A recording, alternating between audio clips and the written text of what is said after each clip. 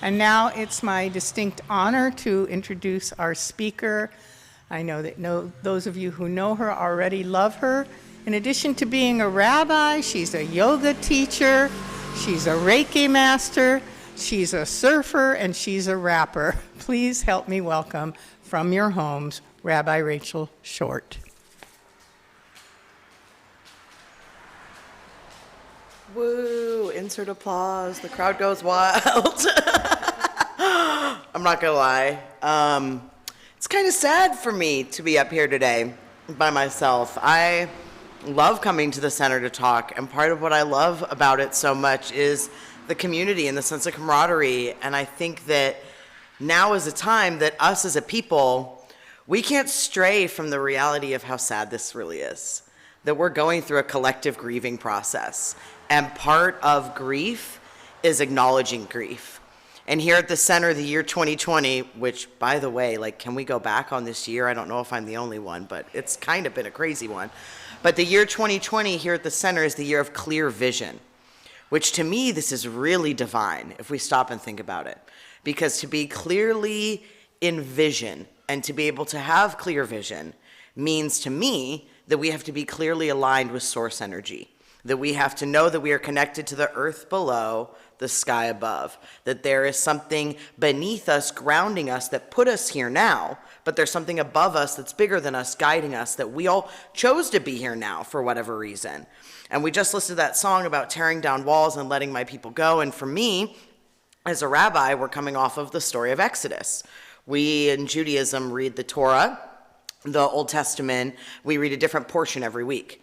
And the portion we ended the day that we went into lockdown was the story of Exodus, the Jews leaving Egypt. And it's weird when you stop and think about the 10 plagues. Okay, well, here in Hawaii, we know we've had fire. The earth opened up, and we had lava not too long ago. There's swarms of locusts happening in Africa. Boils, I don't know if anyone's ever been bit by a fire ant. Frogs, the kokies, anyone? And I just got a thing from a congregant that the next full moon equinox, the tide is going to be so low that you're going to actually be able to walk across the Red Sea. So I get chicken skin chills all over even just saying that out loud. So to me, there's something a lot bigger here going on. These times are biblical beyond proportion. We are writing history right now. And part of that is the recognition and the vision, clear vision, that means we can do it differently. That means we can undo what our creative thought was just about, the patriarchy, this idea of the man in the sky, and come to the place of labelless oneness that I believe we all chose to be here at this time to do. You didn't choose to be here on the planet right now, in my mind, unless you knew that this was going to happen. I believe in contracts. I believe we all made a contract with the divine before we entered, and us as a collective whole and a world accepted this contract. And we would have never accepted a contract, and God would have never offered us a contract if we didn't know that we could get out of that contract or change it or make it through, that there wasn't an ending in sight. So I come back to the story of Exodus and this idea of the first revolution, if you will, right? Persecution and slavery and Pharaoh making the Jewish people build, the pyramids, building slave labor and all these things. And finally, when they go through the 10 plagues and Moses leads the people and his sister Miriam are behind him and they get through the Red Sea and we get through the story of Exodus and they're out wandering the desert, the craziest thing is despite the tyranny, the slavery, the persecution, and how horrible it was, the people begged Moses to go back. They begged him to go back. Please just take us back. And to me, this is the deeper message of it all. There's no going back. Ever. And sometimes we are so stuck in what feels like comfort and safety and security that we forget that it's slavery and tyranny and persecution because we've taken it for so long we're not even aware of the reality of the abuse that it really is. So to me right now, we're all being called to wake up to what that is. What have we been okay with that we as a whole need to step up and say, enough, not anymore?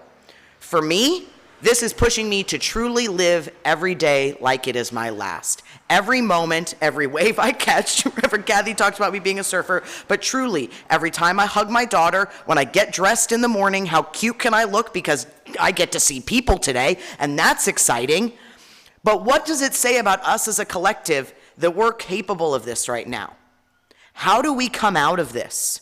How do we rise up? Because there is no going back. That is an illusion. The past is gone. It will never be there again.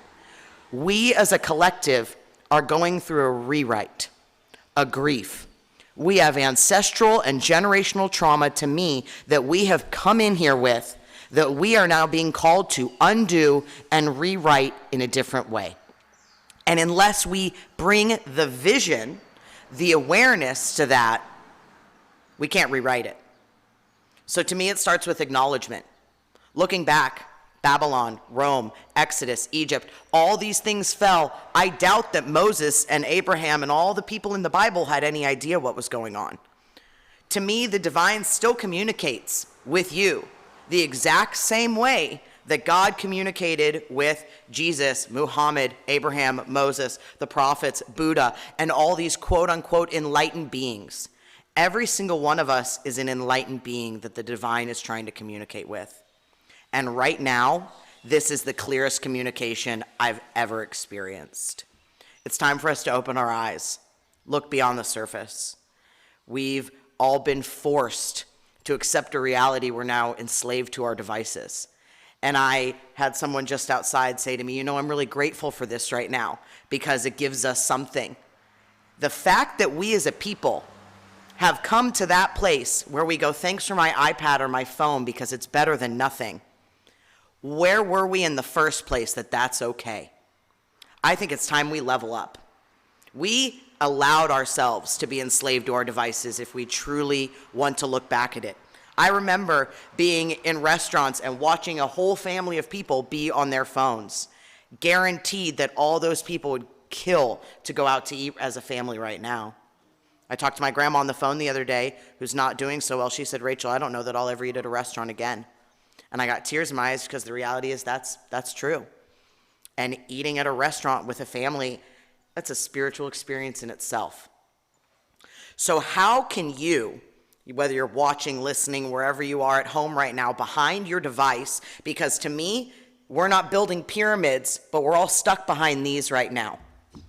When we come out of this, when we have the exodus of corona, of COVID, of devices, I don't know what it is, but I know that it's a lot bigger than me and it's a lot bigger than you, and there's something big happening. How does our world look? What's different? What's better? We're writing that right now. So I encourage you, this is the time to use your voice. This is the time to fight. This is the time to rise up within yourself and find a strength that you didn't know you had. Because we are a collective as one, and you are a part of that collective. And when everyone in the collective comes to here, we rise up together.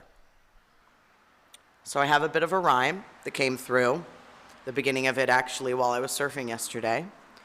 And please allow me to open my heart, O divine one, so that others may open theirs.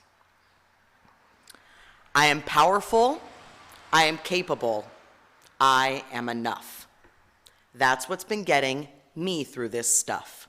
Reminding myself I chose to be here at this time, I made a contract with the divine, to not need the reason to the rhyme, but to be here now and to help refine.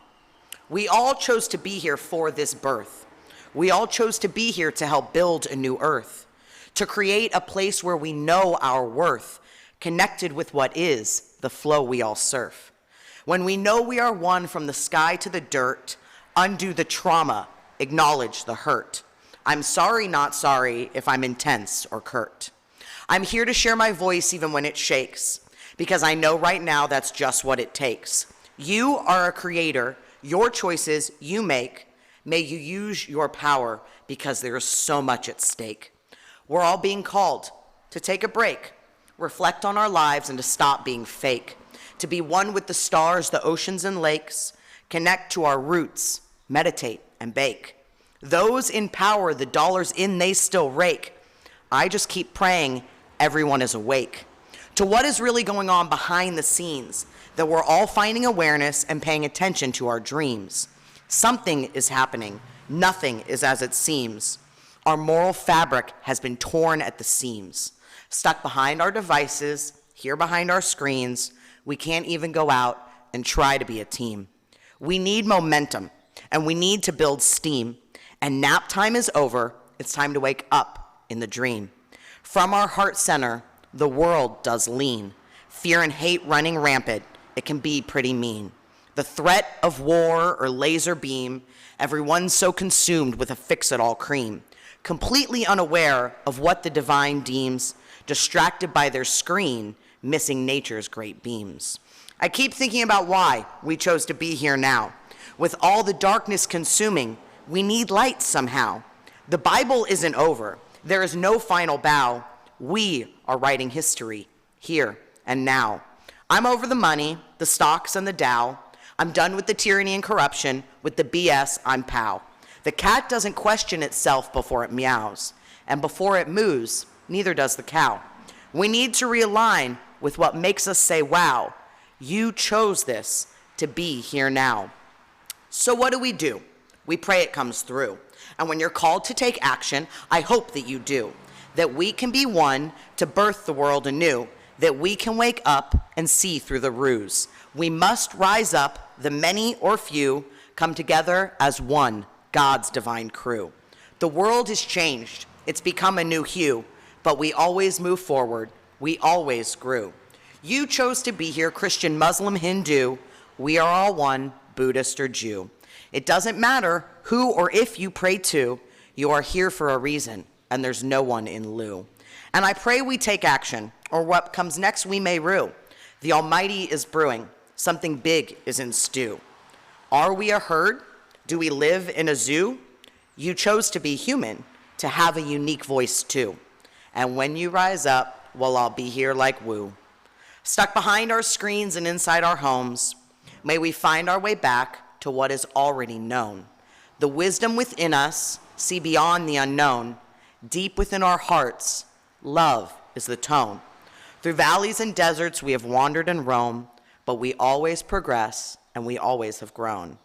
You are spirit in a body on loan, here to do the work, whether or not you are shown. You can scream and shout or mumble and groan, but it's gonna happen anyway, 'cause the cover's been blown. You are a creator, and your life you own. You're writing history. Let's enter the zone.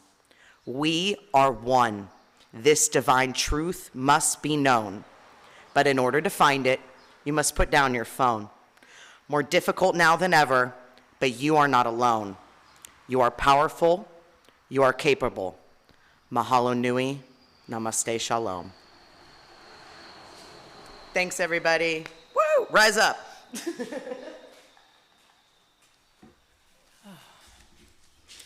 Thank you so much, Rabbi Rachel. As always, very inspirational. I just have to breathe on that one.